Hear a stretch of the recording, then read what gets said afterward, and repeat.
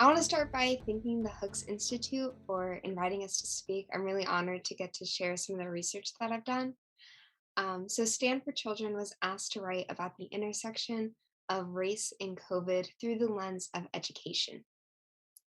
And when we first started thinking about that intersection, it was clear that COVID did exacerbate a lot of the inequities that existed in education. I can speak to my own experience as a teacher in the 2019-2020 school year at a school that was over 90% students of color. When schools started getting canceled in March, we were left with this issue where we couldn't get in touch with our students. A lot of our students didn't have their own devices and didn't have stable Wi Fi. And so, for over a quarter of that school year, really our only option was to send home weekly packets for students to work on and like kind of learn from on their own. And so there was really no Zoom, no Microsoft Teams, no teacher interaction whatsoever for over a quarter of that year.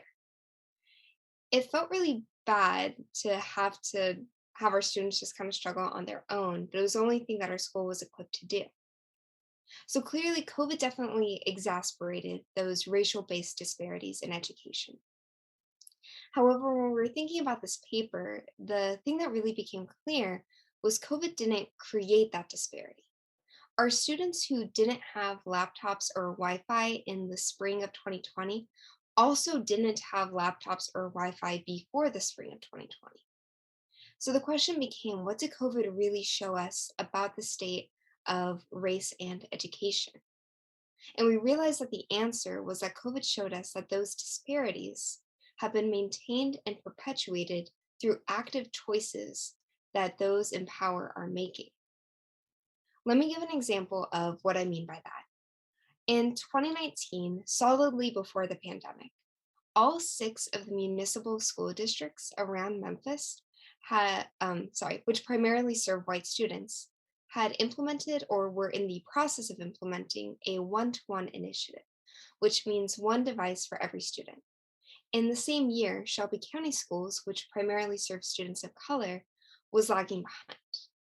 They were like phasing in a one-to-one initiative in only 9 high schools.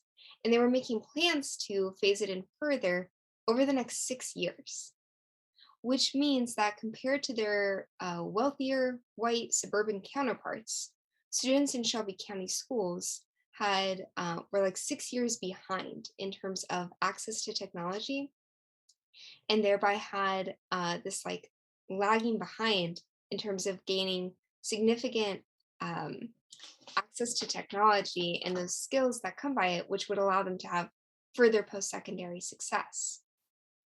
And then the pandemic happened. And suddenly, by August of 2020, Shelby County Schools was able to broker deals with HP and Microsoft to secure tablets and laptops for every student pre K through 12th grade. And this was able to happen through an influx of funding from the CARES Act, through other federal sources, from the city of Memphis, and through other revenue streams that Superintendent Joris Ray was able to identify. And your first thought when you hear something like that is like, that's incredible, right? Like all these things came together and learning could still happen in a pandemic. But then your next thought really should be, why couldn't that have happened before? Like we said, it was clear before the pandemic that there was this racial based disparity in access to technology. And so, if the city of Memphis and the state of Tennessee and the federal government really cared about making that disparity not there, why couldn't we have had this influx of funding without the need for a pandemic to happen? The other main point that we explore in our paper is that education is a community issue. And if we really want to make sure that all students have the chance to be successful, we need to make sure that we don't ignore the community issues that affect education. Again, to speak through my experience as a teacher in the 2020-2021 school year, I had so many students who had to message me in the Zoom chat saying, I'm sorry I'm not participating today. I'm watching my little cousin. Or I'm sorry I'm not gonna be at school. Oh, I'm sorry. I'm sorry I missed school yesterday. I worked a night shift the day before, and I slept through all of my morning classes. And the stories from my students aren't unique. Across the country, many students had to take on adult responsibilities like caring for younger siblings in nearly full time capacities or working in order to make ends meet. All the while, they were dealing with pandemic related isolation and grief without the help of mental health care professionals. So, from the perspective of a policymaker, I think it would be naive to think that a student can be a successful student while working full time, or while taking care of a younger sibling, or while dealing with housing or food insecurity. So, if we want to create a system where all students can be successful, we need to make sure their basic needs are met. That means prioritizing housing security. That means prioritizing affordable childcare. That means we need to make sure that a single parent can support their family without the kids needing to take on jobs. COVID showed us in an intensified state that when we ignore the interconnectedness of these issues, we do a disservice to students, to families, and to the future of our community. So, to sum up, COVID was and is tragic, but it also gave us a lot of insight about the state of education that I'm hoping policymakers don't ignore.